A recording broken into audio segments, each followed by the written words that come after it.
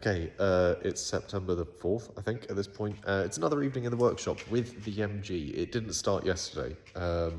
We've got everything plumbed in, everything attached, even got the new choke cable in, so things that I really should have done a little while ago. But anyway, we're trying something new. We've got the plugs out and we've got the timing gun out.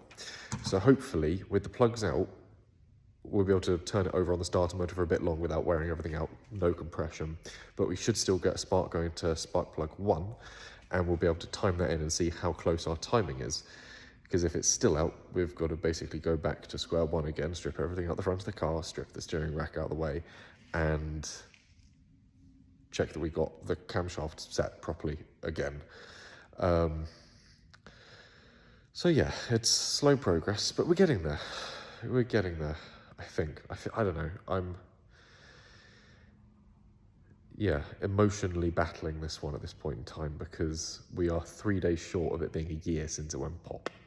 And in fact, you can still see in the back of shot over there on the blue workbench, the engine that did go pop that spun its bearing.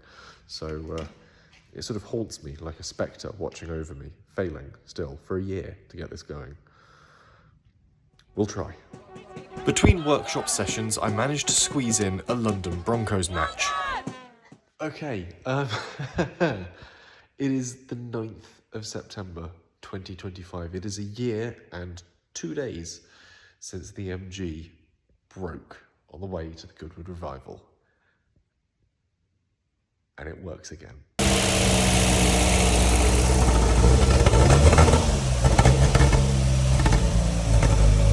I've had my mate Richard over. He builds basically race cars for a living these days.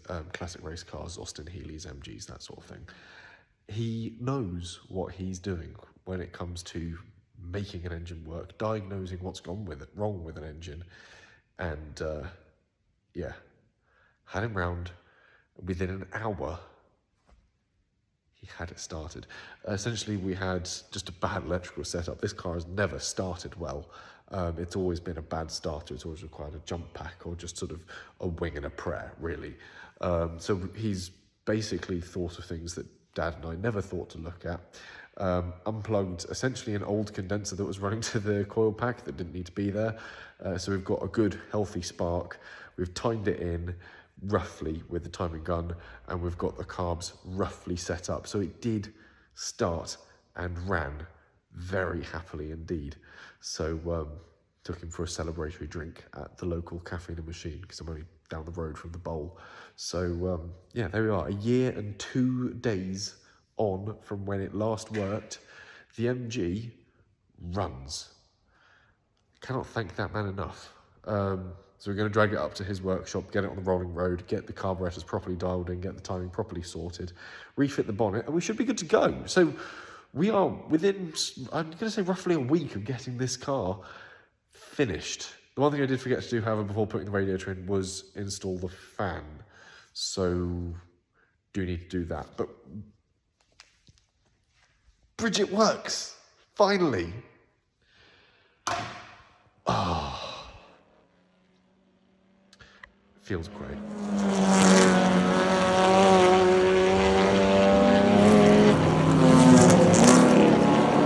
With spirits high, it was time for the Goodwood revival.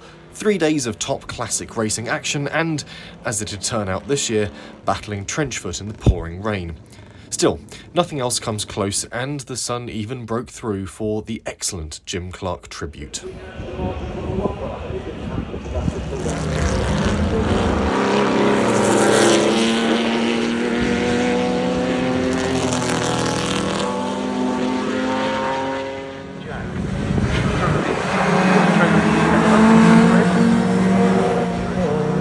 After the revival, clearly I hadn't had enough classic racing and finally made a return to the Autumn Classic at Castle Combe.